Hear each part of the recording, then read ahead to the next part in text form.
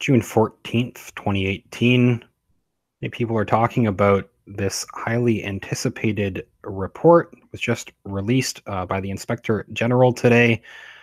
A couple very revealing things that came out from this report that adds to what we already suspected, and some of the existing evidence that showed this misconduct by the FBI, although they are downplaying some of the motivations, it seems, of some high-profile people that were involved in this investigation, both the current investigation against President Trump and the Clinton email investigation. This report touched on both of those.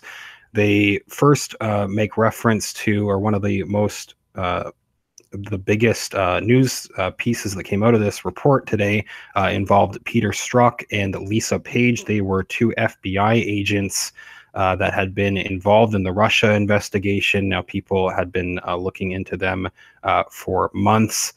Their names made headlines last year. They first made headlines last year when it emerged that they expressed anti-Trump and pro-Hillary Clinton views in messages to one another. Peter Strzok also was a key person in the Clinton, the investigation against Hillary Clinton. They were blaming him as one of the people, saying that he was one of the people responsible for Hillary Clinton getting off the hook. He reportedly interviewed Cheryl Mills, Huma Abedin. There's a much wider bias throughout the FBI. I think it's obvious to most people. A lot of the blame is being put on Peter Strzok and Lisa Page. It was earlier in these reports on the same issue. So there were some text messages that had already been released from these two anti-Trump FBI agents that were working with Mueller on this whole politically charged, it seems, investigation, but these two had a very obvious political bias. There was a newly released text that was revealed in this report where Peter Strzok straight out says that he will stop Trump from becoming president. This specific text message, it's notable, was missing from earlier document production. So again, we already had some texts from Peter Strzok and Lisa Page. I can go in more detail through that Daily Caller report, where again they note that specific text, though, was missing from these earlier document productions, and it actually appears that the exchange, the message that was sent to Peter Strzok, was released earlier in these previous documents. Yet the response saying that he will stop Trump, where Peter Strzok says, "I will stop Trump from becoming president," that was missing. That specific message, for whatever reason. The Department of Justice doesn't really give a clear answer. I can go back to that full report, but just to move on to some of the other things that came out that people are talking about with this report. Again, maybe disappointing to some, but I think they're trying to downplay Comey's motivations in this. They admit that he deviated from FBI norms in the Clinton probe, yet they're claiming that he had no political bias. I'm sure a lot of people are going to question that finding. Now, House Oversight Chairman Trey Gowdy, he had a response saying that he is alarmed, angered, and deeply disappointed by the findings of this report from the Justice Department's internal watchdog, examining the department and FBI's handling of the investigation into Hillary Clinton's use of the private email server. Quote that he gave reads, "This report confirms investigative decisions made by the FBI during the pendency of this investigation were unprecedented and deviated from traditional investigative procedures in favor of a more permissive and voluntary approach." Gowdy said this in a statement today, Thursday. He concluded saying, "This is not the way normal investigations are run. The investigation was mishandled," he said. To briefly look back at that one text that people were pointing out, and then I want to move on. I do have the full report. It's over 500 pages, though it is linked in the description of this video if you want to read yourself. I wanted to look, though, specifically They expand on this. Was some of this information was known before regarding the relationship between John Podesta, Hillary Clinton's former campaign manager, and DOJ official, DOJ Assistant Attorney General for the Office of Legislative Affairs, Peter Kadzik. There were allegations that they had improperly disclosed non-public information to the Clinton campaign, the DOJ, and that they should have recused themselves from participating in certain matters afterward.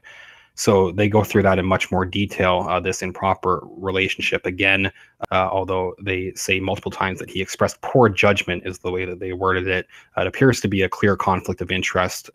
Again, I think they're downplaying the motive that Kadzik had behind this. Although I think the report is useful in that it really goes into detail about the exact extent of their relationship in a way that we don't see elsewhere. So I'll go back to that, talking about these texts that I'm sure you will hear other people focus on. This is, again, the main focus, I think, for many was these new texts from Peter Strzok and Lisa Page that are included in this Inspector General's report. It is important to note, I think, that one of the text messages, this one that everybody's talking about, that shows Strzok promising that he would help prevent Donald Trump from becoming president, the message was conspicuously missing from a batch of thousands of texts that have already been provided to Congress. Justice Department spokesperson was unable to say why the message, which was sent on August 9th, 2016, was missing from the previous document productions. The Inspector General recovered the message along with thousands of others as part of its investigation into the FBI's handling of the Hillary Clinton email investigation. The investigation led to the discovery of politically charged comments between Strzok and Page, both of who worked on the Clinton probe and the investigation into Russian meddling in the 2016 election. The new messages were recovered in May. The Office of Deputy Attorney General Rod Rosenstein was told about the two messages on June 8th, according to a Justice Department letter sent to Congress on Thursday. One of the newly recovered text messages reportedly shows that Strzok told Page that we'll stop Trump from becoming president. The specific quote, this was the exchange. The first message reads, "Trump's not ever going to become president, right? Right." This is what Lisa Page first wrote to Strzok in this August 9th, 2016 text message. And again, I think it's remarkable that this message somehow was in the previous production of documents, these text messages that we already knew about, yet Strzok's response was missing. The response from Strzok where he said, no, he's not, we'll stop it. That's what Strzok replied with. They point out the same thing. Page's initial message is included. It is included in a batch of thousands of texts that have already been provided to Congress. Strzok's response, however, is missing from that batch of messages. So that's very odd that they previously had reported that they were missing a large number of messages between the two. But why would the exchange, why would that specific exchange still be there, but the one message that is obviously quite damning to read definitely adds to this evidence of the bias in the FBI? That message is missing for some reason. They followed up on this. The Daily Caller asked the Justice Department about it. They said that the Office of the Inspector General recovered the text messages using its own equipment rather than the FBI's. The FBI has acknowledged, they say, that it was unable to recover tens of thousands of texts between Page and Strzok from December 13th, 2016 to May 17th in 2017. They said due to a technical glitch, some of those messages were recovered and given to Congress. Although the missing Strzok text cited in the Inspector General's report, this one that we are all talking about today, it was sent well before the glitch affected FBI servers. So even that excuse that they used before about the technical glitch doesn't excuse why this was missing from the earlier documents. Finally, they say the Justice Department official was not sure whether the Strzok text was deleted or whether they whether it was missing due to other technical issues. They said that they're not sure, and Strzok's lawyer did not respond to a request by the Daily Caller for further comment. So looking at the actual report itself, again, I have that linked and these other articles that I looked at in the description of this video if you want to take a look. But just one thing that I'm not seeing as widely looked at. Now, some of this is information that we knew already, but they go into much further detail than I think we've seen so far. The former Department of Justice Assistant Attorney General for the Office of Legislative Affairs, Peter Kadzik, improperly disclosed non-public information to the Clinton campaign and or should have recused from participating in certain matters. The allegations regarding Kadzik stem from the public release of certain emails of John D. Podesta Jr., the 2016 chairman of the Hillary Clinton presidential campaign and longtime friend, they note, of Kadzik. Beginning in October 2016, WikiLeaks released Podesta emails, including emails between Kadzik and Podesta. Among the emails released by WikiLeaks was a May 19th, 2015 email from Kadzik to Podesta with the subject line "Heads Up," and which included information concerning a Department Freedom of Information Act litigation and congressional oversight hearing. So the DOJ was giving Podesta a heads up about this. Shortly before that email, Kadzik had made efforts to assist his son in obtaining a position with the 2016 Clinton campaign through Podesta. He was trying to get a job for his son, and shortly after, he gave Podesta this heads up about this incoming FOIA litigation and congressional oversight hearing. Then on November 2nd of 2016, department leadership determined that Kadzik's May 19th, 2015 heads up email to the chairman of the Clinton campaign created an appearance of a conflict of interest and required Kadzik to recuse himself from Clinton-related matters. The department's Office of Professional Responsibility subsequently conducted an inquiry and determined that Kadzik did not disclose privileged or confidential department information in the email to Podesta. They note that it wasn't clear that Kadzik knew whether this was publicly disclosed or not. They go on, they say that the OIG's investigation included reviewing investigative materials, documents, and emails from several DOJ components, including the OLA, OPR, and the Civil Division. The OIG also interviewed numerous witnesses, including Kadzik, then Principal Assistant Deputy Attorney General Matt Axelrod, Associate Deputy Attorney General Scott Schools, and the current and former departmental ethics directors. They add, however, that they do say that two relevant witnesses who worked in OLA under Kadzik but are no longer with the department declined their request for an interview or were unable to schedule an interview. As detailed below, they say we found that Kadzik, so this is their findings, they say we found that Kadzik demonstrated poor judgment by failing to recuse himself under this section of the Standards of Ethical Conduct prior to November 2nd, 2016. First, Kadzik did not recognize the appearance of a conflict that he himself had created when he initiated an effort to obtain employment for his son with the Clinton campaign while he was participating in senior staff meetings where Clinton-related matters were discussed and signing letters to Congress regarding Clinton-related matters on behalf of the department. So I guess, are they just taking Kadzik's word for that motivation? They do go into some of the other witnesses that they interviewed, but again, that seems like a clear conflict of interest. However, they're saying that Kadzik didn't mean it. Basically, I mean, that's what I'm getting from their findings from this report. Second, they say Kadzik created an appearance of a conflict when he sent Podesta the heads-up email that included government information about the FOIA litigation in an effort to be helpful to the Clinton campaign without knowing whether the information had yet been made public. So they do point that out, that Kadzik, he's admitting that he didn't know whether the information was public or not. For all he knew, it could have been. In that case, he would have clearly misused his official position. Right now, They are the way that they've detailed it in their findings. It seems like he might avoid any kind of criminal wrongdoing, although it does seem like there's a clear conflict there. This report is letting him off the hook, I think, the way that they're wording this. To close off the intro, and then just we can touch on the timeline that they break down before closing off. They do give a detailed timeline. Finally, they say, just to close off the intro, they say his willingness to do so raised a reasonable question. To give this information, to give the heads up, this raised a reasonable question about his ability to act impartially on Clinton-related matters in connection with his official duties.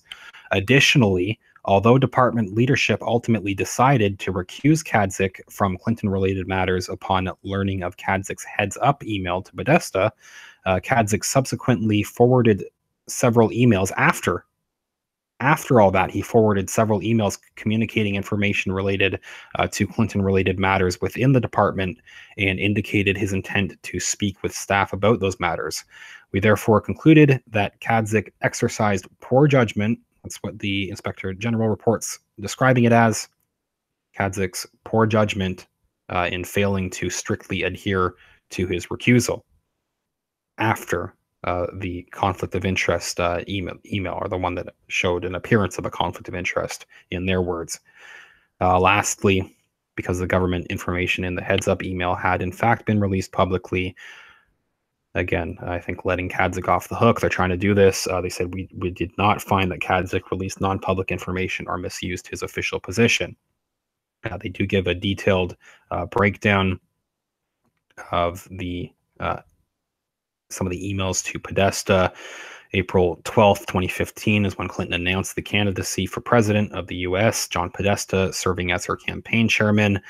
On April 30th, April 23rd, first, Kadzyk emailed Fallon asking for a job for his son with the Clinton campaign. On April 30th, then Fallon emailed Kadzyk asking for his son's resume and stating that Palmieri would be reviewing resumes over the weekend. Kadzyk replies, sending his son's resume and noting that Kadzyk's wife and Palmieri went to college together. Kadzyk's son then, on May 5th, emails Podesta his resume and asks for a job with the Clinton campaign. Podesta forwards that email directly to Palmieri, who replies that Kadzyk's wife had contacted her and that she told Kadzyk's wife that there were currently no openings with the campaign, but positions might become available in July. Then on May 18th, the department files a proposed schedule for the release of the Clinton emails with the court in the FOIA litigation. Politico reports this on the department FOIA filing. They report on this and proposed schedule, along with the proposed schedule for the release of Clinton's emails. On May 19th, 2015, Kadzyk sends Podesta this heads-up email about the FOIA filing and proposed schedule for the release of the Clinton emails and about a congressional oversight hearing, which could include questions about the Clinton emails, giving Podesta a heads-up to pass on to Clinton about these incoming questions about the Clinton emails. It was on July 2015. They point out that the Clinton email investigation was officially opened. They go into some further detail on Kadzyk and John Podesta's relationship. Again, they break down they break down this entire case in a lot of detail. It's about 25 pages. I won't go through everything, but just to look a little bit more closely at the relationship between Kadzyk and Podesta. So they give some background on Peter J. Kadzyk, a little bit of extra information. Peter J. Kadzyk was confirmed as the Assistant Attorney General for the Office of Legislative Affairs on June 17, 2014, served in the position until January 19, 2017 as OLA AAG. He reported to the Deputy Attorney General. Kadzyk had rejoined the department as a Deputy Assistant Attorney General in OLA in 2013. This was after several decades in private practice. Early in his legal career, Kadzyk served as an Assistant United States Attorney in the United States Attorney's Office for the District of Columbia. Kadzyk is married to L.M. LM previously served as a political appointee in former President Bill Clinton's administration. RS is Kadzik's child from a prior marriage who was 24 years old at the time of these events when he was asking for this job through Podesta. John Podesta, they give some background and specifically his relationship to Kadzik. John Podesta, of course, he was a former attorney who served as the chairman of the 2016 Clinton presidential campaign. During his career, Podesta also served in various high-level positions in both the Bill Clinton and Barack Obama administrations, including as White House Chief of Staff to Bill Clinton and as counselor to Obama. Kadzik and Podesta have a long-standing personal and professional relationship, which, during the Bill Clinton administration, included Kadzik serving as Podesta's lawyer in 1998 during the independent counsel investigation. Kadzik's relationship with Podesta was known at the time of and raised during his confirmation for the OLA-AAG position. Kadzik told the OIG that neither he nor his wife had any business, contractual, or financial relationship with Podesta or the Clinton campaign while he served under this role. Said that he did not serve as an officer, director, trustee, general partner, agent, attorney, consultant, contractor, or employee of Podesta, Clinton, or the Clinton campaign. Kadzik said that neither he nor Podesta had performed any legal work for each other in the past 5 years. He claimed this when they were coming up with this report. So they do go into some further detail about this relationship. It seems pretty clear that this heads-up email was a conflict of interest. Again, they're saying that he did not, because it was publicly known, it happened to be produced in this public report earlier when he was warning Podesta about that it is not the sort of wrongdoing. Now, they don't specifically say that he definitely, Kadzik, will avoid criminal charges, but it does seem like they're kind of covering up for him and Podesta, the way that they're wording this report. There is some useful information, I think, in here. You can go look at the full report. I have a link in the description of this video. Let me know what you think about all of this. The new texts that we got from Strzok and Lisa Page, again, further confirming this political bias in the FBI. The report downplaying the impact that this bias had on the Clinton investigation or on the Trump investigations. A lot of people, I think, are going to think differently. Let me know. Leave a comment. I'll follow up soon. Thanks again.